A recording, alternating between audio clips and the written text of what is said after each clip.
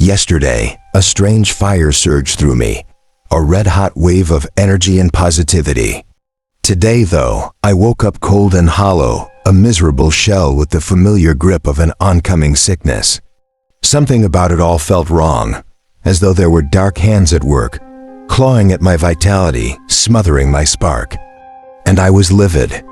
All week, I'd been running myself ragged, an exhausting sprint through endless tasks. But I'd thrived in it somehow. Yesterday, I had energy to burn a gnawing, feverish urge to seize control, to crush my to-do list, hit the gym, eat clean, claw my way toward some imagined perfection. That strange, fiery motivation had been so vivid. But this morning, it was gone, snuffed out. And I was left feeling like some cosmic force had ripped it from me, ... I sat at the kitchen table, glaring through the window, a heavy silence settling in as I waited for my coffee to brew. It was maddening. Every time I felt the stirrings of change, every time I tried to drag myself from the murk of my own habits, something seemed to drag me back under. And now it was a cold, a vile, creeping cold, the kind that snatches your energy right as you're on the brink of a breakthrough. Last time, it had been relentless insomnia. Before that, food poisoning. The pattern gnawed at me, twisting in my mind as I began entertaining darker and darker thoughts. What if something wanted me to stay down?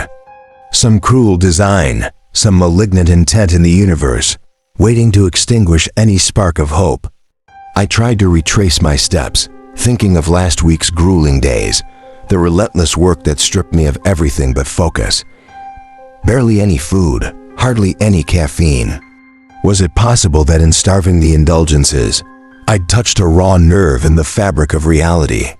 I stood and turned off the coffee maker, a strange chill creeping over me. Maybe I'd go without it, just to see if it was possible to resist the pull.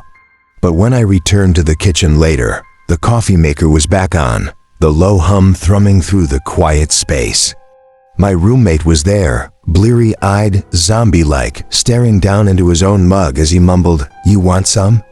I should have noticed something then, a subtle wrongness, but I brushed it off, feeling the heavy pull of habit. Yet the thought lingered, nagging as I filled my travel mug and headed out. In the car, every time I lifted the mug to my lips, I felt the pang of yearning for a taste, an electric, bitter jolt that would have jerked me back to life. But I couldn't bring myself to drink. Something inside rebelled, disgusted by my own desperation for it. I lowered the mug, an unsettling anger building in me, a desperation to break the cycle. At my desk, the weight of the decision pressed down, my mind sluggish, as though something heavy rested right on the edge of consciousness, threatening to push me off the cliff. A coworker stopped by, tossing a sympathetic grin and an extra coffee on my desk. I glared until he left, the smell filling my head with bitter temptation. I took the cup to the office kitchen and dumped it, defiant. I wasn't going to give in, not today. But as I turned, my eyes fell on a tray laden with bagels, donuts, a sad leftover cake from the weekend, somehow stale yet sweet. My hand crept forward, fingers hovering over the last blueberry bagel, the strange sense that I needed it, deserved it. For a moment, it was all that mattered. The taste of blueberries, a small indulgence to replace the bitter edge of caffeine. But why? Why was I so fixated on these things, as though something in the shadows was holding strings, tempting, pulling, controlling? I took the bagel and returned to my desk, my fingers sticky, my mind dulled. I stared blankly at the screen, wanting to slip into some mindless escape, but I didn't. With a growing feeling of dread, I began working, as though resisting some unseen force, a relentless pressure. By lunchtime, the whole morning weighed on me. A gnawing, unshakable sense that there was something or someone out there, watching, waiting, to drag me back down the moment I tried to pull myself up. And I wondered, in the dead silence of the office, if that something would let me go at all. I pulled into the drive-thru, eyes heavy, and stared at the menu. It was as if the brightly lit signs mocked me, each item promising to drag me down further. Greasy burgers, oil-soaked fries, battered chicken sandwiches. The thought of eating any of it made me queasy. I felt trapped in a cycle of sluggishness that clung like a shadow. I was sick of this. Every single day, I felt bloated, weighed down, as if each meal was quietly draining me. I tried another drive-through. It was almost laughable, another chain, another lineup of sluggish, salt-laden foods. This one had a salad, but even that came drowned in processed dressings. I could feel myself sinking under the weight of it, so I ditched the line and headed to a grocery store instead. Inside, fluorescent lights buzzed overhead as I wandered through the aisles, searching for something, anything that could break this unrelenting spell of fatigue. But everywhere I looked, it was the same, prepackaged, heavy, sleep-inducing food. A slow, creeping horror settled in as I realized there was nothing here I could grab and eat that wouldn't leave me feeling like a ghost by afternoon. It was as if this whole place had been built to keep me tired, numb. In a last act of desperation, I returned to the office, hoping I could cook something simple in the kitchen. Nobody ever used it. It was too open, too public. But I was past caring. I rooted through the cabinets, fingers brushing dusty boxes. The first box of pasta I grabbed was expired, so was the second. My pulse quickened. I didn't want to ask anyone else. I just wanted something to break the exhaustion. Finally, I found a box that was only slightly out of date. I scanned it at the self-checkout, but the machine just blinked at me, refusing to register the item. An employee wandered over, trying to scan it herself. "Guess it's not reading." "Sorry," she shrugged, handing it back. I felt a prickle of frustration as she added with a faint smile, "Mondays, right? Maybe some coffee would help." Something dark and cold settled in me at that moment. A sudden awareness of how everyone everywhere was feeding the same suggestion, like they were all in on some quiet conspiracy to keep me dulled. Coffee, coffee. It was all anyone ever offered, as if it were the only solution. I left, abandoning the box, and returned to my desk, staring at my computer screen, but not seeing it. A little while later, my boss drifted by, her face full of quiet concern. "You look sick," she said. "Feeling okay? Maybe grab some coffee to perk up." Her suggestion was kind, but I could feel that same eerie undertone. Every word felt rehearsed, scripted, as if she too had been primed to keep me numb.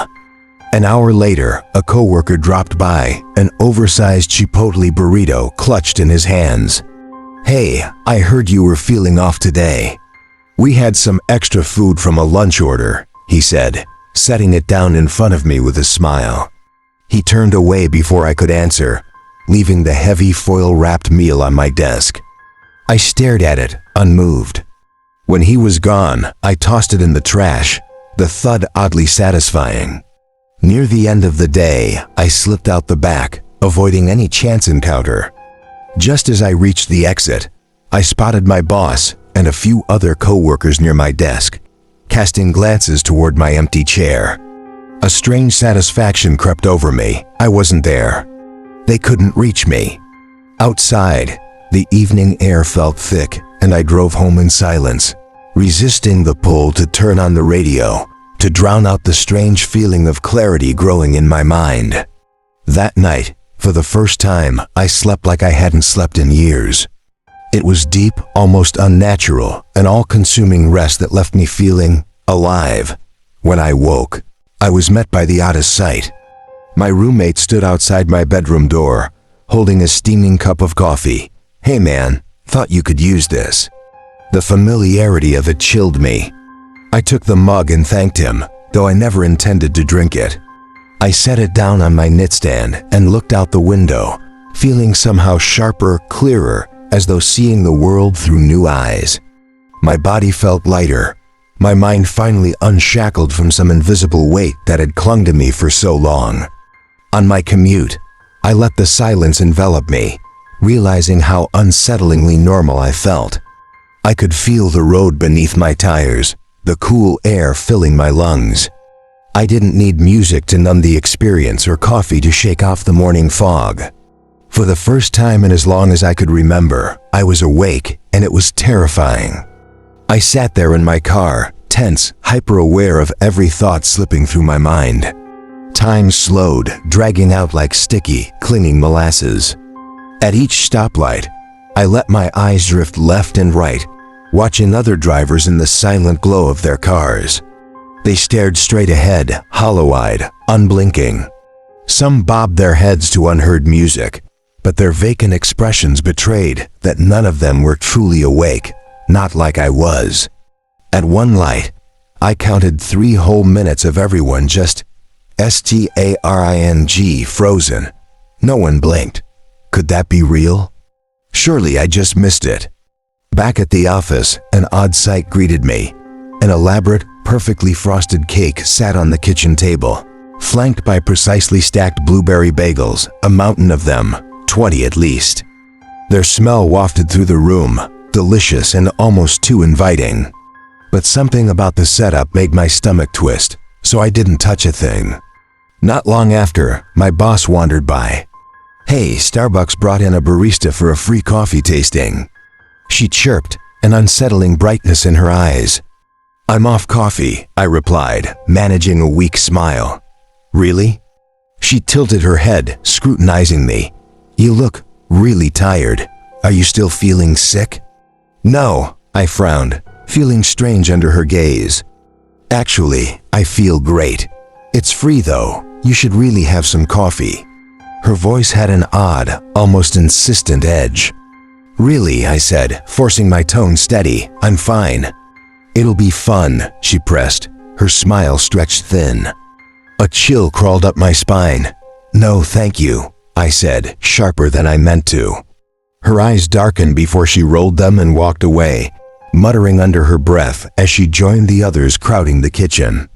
I watched as they gathered, sipping their free coffee and devouring thick slices of London pound cake. Everyone seemed so hungry, and yet the thought of joining them left me cold. Strangely, I wasn't even that hungry, not like I usually was. One day without caffeine or junk food, and I felt free, like I didn't need it anymore. For the first time, a horrifying realization crept into my mind. All those heavy, greasy lunches were a trap, pulling me back into a spiral of sluggishness. Tiredness led me to caffeine. Caffeine led me to junk food, and around it went, every single day. How had I been caught in this endless loop my entire adult life without even seeing it? Just then, a figure appeared at my cubicle, blocking the fluorescent light. I glanced up and recognized him barely. It was the regional vice president, though he looked different. His jowls had swollen, his eyes ringed with dark sagging bags, his hair thinning and limp. He nodded at me, his expression unreadable. Company meeting in the kitchen. I got up, trailing behind him, and entered the packed room. My co-workers crowded around the table, eyes glazed, arms reaching for cake and coffee like lifelines. But something was wrong. Everyone looked worse somehow. Faces sagged, eyes hollow, bodies slumped. Richard, who was usually chipper, now had terrible purple bags under his eyes, and Mary's face looked as though it had aged a decade overnight. Dean's waistline had thickened since yesterday. His slacks strained around his middle. I looked at them, and they looked back like strangers, only vaguely familiar, a distorted reflection of what they used to be. It felt as though I were seeing them for the first time in high definition, every flaw magnified, every line and shadow casting a sickly glow. The whole room felt stale, like a crypt, filled with the low hum of groggy voices and the wet, slurping sounds of people devouring cake. I turned, feeling their eyes on me, hollow and empty. Someone thrust a plate at me, a thick slice of cake balanced precariously with a plastic fork. The chewing, the smacking, the swallowing filled the room, a gluttonous, endless noise that only seemed to grow louder, as if the room were some dark animal devouring itself. Then, silence. One by one, they stopped, their eyes locking onto me. The room held its breath. Richard, looking gaunt and weary, broke the silence, his voice hoarse and almost pleading. "Why aren't you eating?" I looked down at the untouched cake on the plate, then back at their staring, desperate faces. "Oh, I'm full," I whispered, unable to shake the feeling that I had narrowly escaped something horrible. It was the best I could do on the spot. I tried to keep my voice steady, but Mary's eyes narrowed in disgust. "You didn't eat anything yesterday either," she snapped. "You're making everyone feel awkward." Dean, gripping a plate of cake so hard it trembled, spat. "You're making everyone feel fat." His free hand patted his waist, and a strange twitch played at his eye. I took an instinctive step back. As a group, they moved forward, step by eerie step, their eyes fixed on me, glassy and cold. The regional vice president barked, "Eat some cake." I shook my head, holding the plate away. "I really don't want to." My boss glared, her face twisted. "Eat the goddamn cake." 40 pairs of eyes glowered at me, each gaze brimming with hostility, lips peeled back in feral snarls. I could feel their hatred, a tangible weight pressing in, like they'd tear me apart if I didn't comply. But that new, strange clarity inside me, it was too precious to give up. Before I could second-guess myself, I threw the cake to the floor and bolted. Chaos erupted behind me as they screamed, their voices fraying into unearthly howls. They surged after me, knocking over cubicles and overturning desks as they pursued, like a frenzied horde with only one purpose, to catch me. I could hear their steps pounding closer and closer as I sprinted down the hall, skidding out the back door and into the parking lot. 2 maintenance men stood nearby, smoking, but something about them was wrong off in a way that chilled me to the bone. Their eyes were dry, empty husks, cracked and gray, and tar seeped from their noses and mouths. Their skin, paper thin, stretched taut over veins and pulsing arteries, bulged in places with strange, tumorous growths. "You all right, Nan?" One of them slurred, extending a bony hand toward me. "Looks like you could use a cigarette." A scream tore from my throat, and I staggered back, running blindly for my car. As I pulled out of the lot, I glanced back in the mirror and saw my coworkers storming out, trampling the frail maintenance men underfoot, their blood splattering across the pavement in dark arcs. I choked back bile as I watched the horde lumber toward me, now even larger, like something had made them swell grotesquely. I peeled out, but the streets were no safer. The other cars swerved wildly, piloted by passengers who seemed to be disintegrating. One woman had no hands, just stumps on the wheel, and a man's face had melted into his cell phone, which pulsed and festered against his cheek. Eyes dangled from sockets, limbs twisted and broken, yet they kept coming, as though guided by some relentless, mindless need. Then, flashing lights behind me, a police car pulled up, and I broke down in relief, finally stopping. I couldn't believe it. Maybe they'd help me. Maybe I could finally tell someone, get some answers. The officer approached my window, looking normal. "License and registration," he said, voice calm. I fumbled for my wallet, hope blooming for a brief second as I handed it over. But then, his eyes flickered, and I saw a glint of something. Wrong. He reached in, took my cash, and tossed the wallet back. "What hey?" I stammered, but before I could process it, he raised his nightstick. "Stop resisting." He roared, and then the world went black. I woke in the hospital, my head throbbing, vision still swimming. The strange clarity I'd felt was gone, replaced by a dull throbbing ache that felt like fog settling back over me. As I blinked up at the ceiling, I noticed a television in the corner, turned off. I resisted the urge to reach for the remote, just waiting, every second stretching on, suffocatingly slow. The door creaked open, and relief washed over me as a doctor walked in, looking normal. He had kind eyes, neatly combed hair, and a calm, almost pitying smile. "Hey there, how are you feeling?" he asked, gentle and concerned. "What happened?" My voice was rough, barely above a whisper. He tilted his head, the pity deepening. Seems you tried to go cold turkey off caffeine and sugar. You hadn't eaten in a couple of days either. Bad combination, apparently. You really flipped out there for a minute. I sank back into the bed, the weight of his words pressing down. A nervous breakdown. That's what it had been, just some horrible, unexplainable episode. But as I lay there, alone, I couldn't shake the memory of those eyes, the horde closing in, and the thick, undeniable certainty that something, somewhere in that nightmare, had felt all too real. I forced a smile, trying to calm the panic that still buzzed under my skin. I must have really freaked everyone out. The doctor nodded sympathetically. Your coworkers, yes. They're actually here, waiting outside. They're very worried about you. I blinked in disbelief. Really? All of them? He chuckled. Yes, you didn't hurt anyone, if that's what you were worried about. You just panicked and ran. But they're all here. Relief washed over me, though my gaze drifted to the tubes in my arm. The doctor noticed and explained. Just saline and electrolytes, your body's chemistry was all thrown off, probably due to some dietary stress. I nodded, my mind racing with lingering memories of those twisted, grotesque faces. I saw some really strange things. The doctor's expression faltered, his compassionate smile slipping into something almost blank. Yes, well, you haven't had any caffeine. You'll need some soon, though. His gaze slid away like he was avoiding something. And maybe it's best you don't think too hard about anything you saw. My relief began to curdle into a low hum of worry. Why?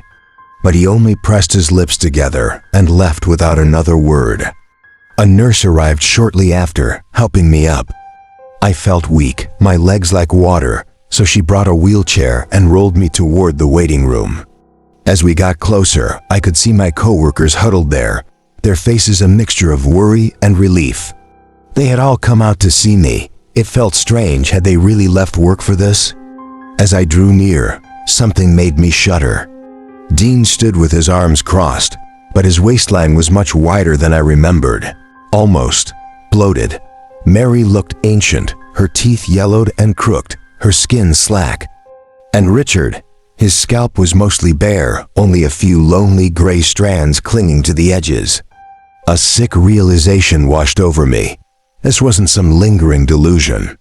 These were my coworkers, every flaw and wrinkle grotesquely accentuated, as if their true forms were finally showing. And then a chilling thought gripped me. What did I look like? What hidden horror lurked beneath my own skin? I stared down at my hands, horrified to see patches of gray skin that seemed to peel, flakes revealing raw, red flesh beneath. My stomach churned, the room spinning. We brought you some coffee and a blueberry bagel. My boss leaned in, thrusting them into my hands. Her uneven teeth and double chin loomed closer than they ever should. Around me, the others stared, their eyes wide and desperate. Please, their expressions seemed to plead. Please just take it. Don't fight it. The coffee trembled in my grip as I looked up at the nurse, who watched me with hollow, exhausted eyes. She nodded almost blankly, urging me on. I took a small bite of the bagel, then a sip of coffee, and shut my eyes, forcing down my horror. I took a deep breath, the bitter taste on my tongue. When I opened my eyes again, it was gone. All of it. My hands were smooth, the hospital room brighter. Dean's waistline was back to normal. Mary's face looked young and radiant. Richard's head was full of hair, just like before. Relief rushed through me, filling me with warmth. I forced a smile, letting out a shaky laugh. I'm so glad you're all here. They rushed forward, cheering, hugging me, laughing with relief as if they too had been released from something horrible. Then, from the crowd, the regional vice president appeared, looking just like he always had, polished and sharp. He grinned. Hey, we're all family here, right? How about we celebrate with a night out for karaoke? Company's treat. Everyone whooped and clapped, pulling me to my feet, shaking me out of my daze. I could feel my terror melting away in the brightness of their smiles, in the warmth of their hands on my shoulders. This was real. This was safe. As I followed them out of the hospital, I let the memory of my delusion slip away. Reality, I told myself, is a fragile thing.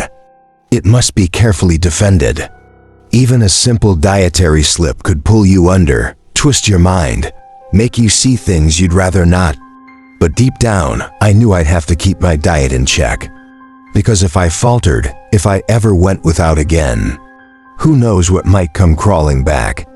I turned back to the nurse, ready to express my gratitude and bid her farewell. But her gaze was distant, almost haunted, as if a shadow loomed over her spirit. She seemed to sag under the weight of unseen burdens. "Hey," I said, trying to lighten the mood. "You want the rest of my coffee?" Without a word, she turned away, her back to me, like I had become a ghost. I blinked, feeling a chill crawl up my spine. Was that rudeness or something deeper? The air around her felt thick, as if I had interrupted a dark reverie. It struck me that I wasn't sure what lurked behind her despondent facade, and that realization left a lingering unease gnawing at the edges of my mind.